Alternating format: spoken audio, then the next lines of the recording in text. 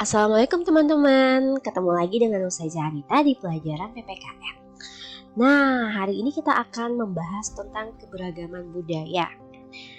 Ada yang masih ingat pertemuan sebelumnya kita sudah membahas tentang keberagaman sosial? Ya, benar sekali. Jadi di keberagaman sosial itu kita mempelajari tentang keberagaman suku bangsa, keberagaman agama, keberagaman tingkat kesejahteraan, dan keberagaman tingkat pendidikan. Nah, sebelum kita memulai materi kita hari ini, mari bersama-sama kita membaca basmalah. Bismillahirrahmanirrahim. Oke, bisa teman-teman lihat ini gambar Taman Mini Indonesia Indah. Pernahkah kamu berkunjung ke Taman Mini Indonesia Indah? Ya, ada yang sudah pernah dan ada yang belum. Nah, jika belum, perhatikan nih gambar-gambar yang ada di layar ini. Nah, Taman Mini Indonesia Indah ini terdapat di Kota Jakarta, terletak di Kota Jakarta. Nah, Taman Mini Indonesia Indah ini adalah tempat wisata budaya yang menyajikan beragam jenis budaya Indonesia. Kita dapat menyaksikan beragam jenis rumah adat, pakaian adat, senjata tradisional, tarian adat, dan alat musik tradisional dari seluruh provinsi di Indonesia. Kemudian tidak hanya itu, kita juga menyaksikan beragam pertunjukan kesenian dan upacara adat di Taman Mini Indonesia Indah ini. Taman Mini Indonesia ini bisa menjadi tempat bagi kita untuk mengenal serta mempelajari budaya daerah dengan mudah dan lengkap. Di Taman Mini Indonesia Indah ini juga kita dapat melihat miniatur dari pulau-pulau yang ada di Indonesia. Oke, kita masuk di materi kita. Keberagaman budaya. Nah, yang pertama yang akan kita bahas di sini adalah keberagaman rumah adat. Rumah adat adalah rumah atau bangunan yang memiliki ciri khas suatu suku bangsa. Setiap rumah adat memiliki bentuk dan arsitektur yang unik. Oke. Kita bisa lihat contoh dari rumah adat ini adalah rumah gadang dari Sumatera Barat. Kemudian rumah Banjar Bumbungan tinggi dari Kalimantan Selatan. Rumah Bugis dari Sulawesi Selatan. Oke, jadi dari contoh-contoh tersebut ternyata setiap suku bangsa itu memiliki rumah adatnya masing-masing. Jadi di negara kita memiliki berbagai macam rumah adat. Dan ini juga kita bisa lihat kalau kita berkunjung ke Taman Mini Indonesia Indah. Jadi semua rumah adat yang ada di seluruh provinsi di Indonesia ada di sana. Nah, setiap rumah adat memiliki bentuk dan arsitektur yang sangat unik. Sejak zaman nenek moyang, rumah adat adalah fungsinya sebagai tempat tinggal. Selain menjadi tempat tinggal, rumah adat juga menjadi simbol kedudukan seseorang dalam masyarakat dan melambangkan suatu daerah tertentu. Oke. Selanjutnya, rumah adat sekarang ini nggak cuman ada atau sebagai tempat untuk bisa dilihat saja, tetapi rumah adat itu kita bisa temui di beberapa tempat seperti rumah makan. Ya, jadi mereka menggunakan konsep rumah adat sebagai pertanda untuk bahwa ini rumah makan suku Minang. Nah, rumah adat bukan lagi sekedar ciri khas tempat tinggal masyarakat di suatu daerah, tapi kita dapat menemukan banyak bangunan yang memiliki bentuk seperti rumah adat. Seperti contohnya nih, ada bangunan rumah makan Padang yang bentuk atapnya menyerupai bentuk tanduk kerbau. Nah, bentuk tersebut merupakan ciri khas atap rumah gadang dari suku Minang, Sumatera Barat. Gitu.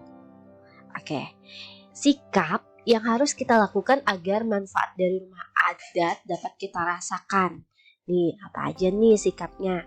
Yang pertama, memuji keindahan bentuk rumah adat daerah lain. Yang kedua, menjaga kebersihan dan tidak merusak rumah adat. Yang ketiga, tidak menganggap rumah adat daerah kita paling bagus.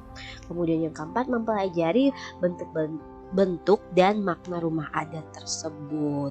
Jadi teman-teman, kita harus saling menghargai nih keunikan yang dimiliki oleh masing-masing rumah adat. Bagaimana? Jadi nanti kalau misalnya kamu menjumpai bangunan yang berbentuk rumah adat, apa yang kamu akan lakukan?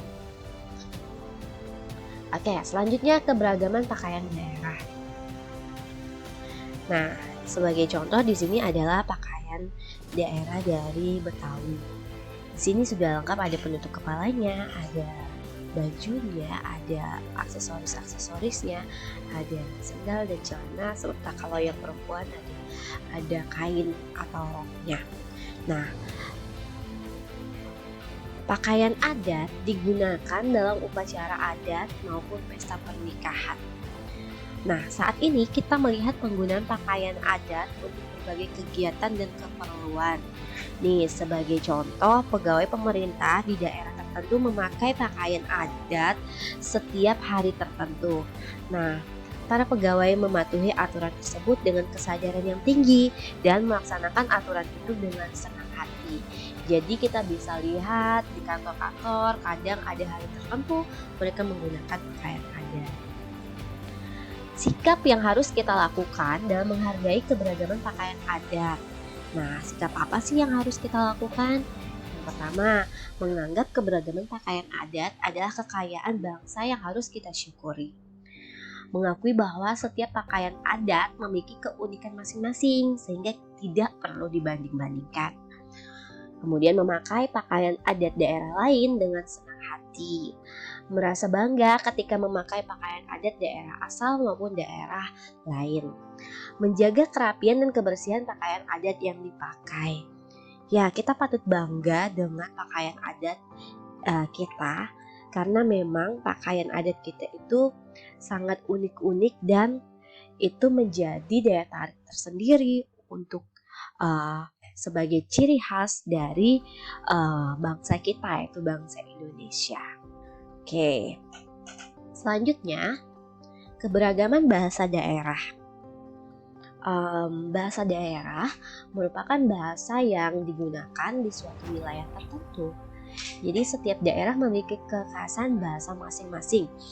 Contohnya nih, apa kabar dari berbagai bahasa daerah. Kalau di sini ada yang nara gerotelo, kemudian ada di mana kabarnya. Ada ken kabare, ada bakabar. Nah, jadi setiap daerah itu mempunyai keunikan bahasa daerahnya masing-masing. Nah, sikap apa yang harus kita lakukan terhadap keberagaman bahasa daerah? Pertama, bisa mempelajari bahasa daerah setempat yang sering digunakan seperti kata terima kasih, permisi, tolong, dan maaf. Kemudian, menghormati warga setempat yang berkomunikasi menggunakan bahasa daerah. Begitu, teman-teman. Nah, sering kali kita pada saat berkunjung di suatu tempat, tapi orang tidak mungkin dong menggunakan bahasa daerahnya karena kita nggak ngerti. Nah, jadi kita itu sebagai bangsa Indonesia harus menggunakan komunikasi yaitu dengan bahasa pemersatu, yaitu bahasa Indonesia. Nah, tentu saja kita sebaiknya berkomunikasi menggunakan bahasa pemersatu bangsa tersebut, yaitu bahasa Indonesia.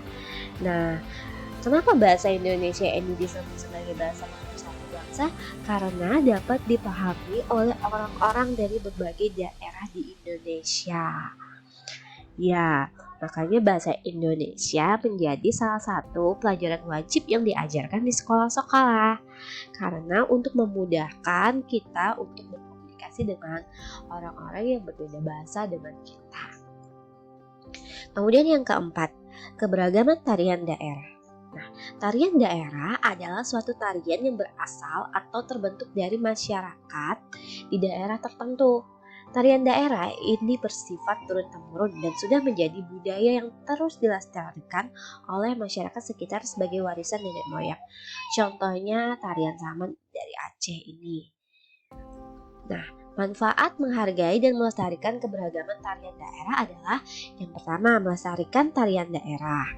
Kemudian mendatangkan wisatawan dari dalam maupun luar negeri sehingga memajukan pariwisata dan pendapatan warga setempat. Yang ketiga, menambah wawasan dan pengetahuan tentang tarian daerah. Oke, selanjutnya.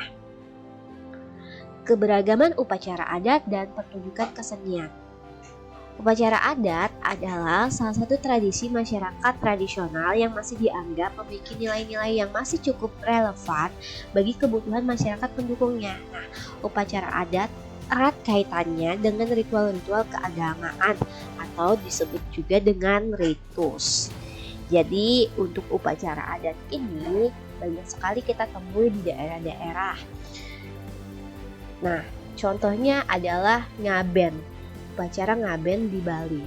Upacara adat Bali yang paling dikenal adalah ngaben. Prosesi ngaben merupakan upacara terkait kematian dengan membakar jenazah dan menghanyutkan abu ke laut atau sungai. Jadi ini adalah upacara adat yang ada di Indonesia, salah satunya ya teman-teman.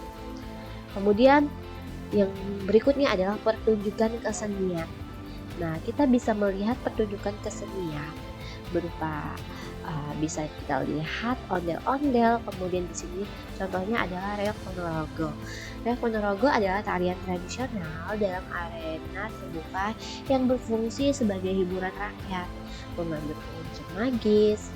Penari utama adalah orang berkepala singa dan berhias pelungrat, ditambah beberapa penari bertopeng dan berkuda lumping.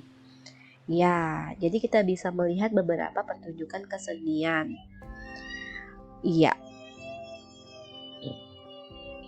Sikap menghargai keberagaman upacara adat dan pertunjukan kesenian adalah seperti tepuk tangan setelah pertunjukan kesenian yang dilakukan, kemudian menyaksikan pertunjukan tersebut, kemudian menyaksikan dengan mengikuti upacara adat dengan tertib, dan mempelajari pertunjukan kesenian daerah lain atau daerah kita melalui sanggar seni atau orang yang ahli. Ya teman-teman, bisa kita lihat nih sikap apa yang harus kita lakukan. Kemudian keberagaman lagu daerah dan alat musik tradisional. Lagu daerah merupakan lagu yang syairnya menggunakan bahasa daerah setempat. Lagu daerah memiliki makna yang beragam, misalnya rasa syukur dari cerita rakyat setempat. Contoh nih lagu daerah seperti Tokecang. Lagu ini bercerita tentang orang yang serakah. Makna yang tersirat pada lagu Tokecang ini ialah sebaiknya kita dapat saling berbagi dengan orang lain supaya bisa merasakan kebahagiaan bersama-sama. Oke. Kemudian alat musik. Alat musik ini digunakan untuk mengiringi pertunjukan tari tradisional, yaitu gamelan. Alat musik, teman-teman pernah bermain gamelan nggak? Ya, pasti pernah dong. Gamelan berfungsi sebagai pengiring seni tari, upacara adat, dan pegelaran seni tari. Ya, juga digunakan untuk mengiringi beberapa macam pertunjukan wayang seperti wayang kulit, wayang orang, wayang beber, wayang klitik, dan lain sebagainya. Ini juga kita dapat temui di mana di daerah seperti Keraton dan lain sebagainya. Teman-teman, dari pembelajaran kita hari ini ternyata keberagaman budaya itu ada berbagai macam ragamnya seperti yang tadi sudah Ustazah jelaskan. Keberagaman budaya bisa menjadi kekayaan tidak ternilai harganya dan menjadi kekuatan untuk bangsa kita. Oleh karena itu, mari kita ikut melestarikan keberagaman budaya yang kita miliki. Oke teman-teman, jika memang ada pertanyaan, nanti kita akan lanjutkan di sesi tanya jawab. Terima kasih atas perhatiannya. Semoga materi ini dapat diterima dengan baik. Wassalamualaikum warahmatullahi wabarakatuh.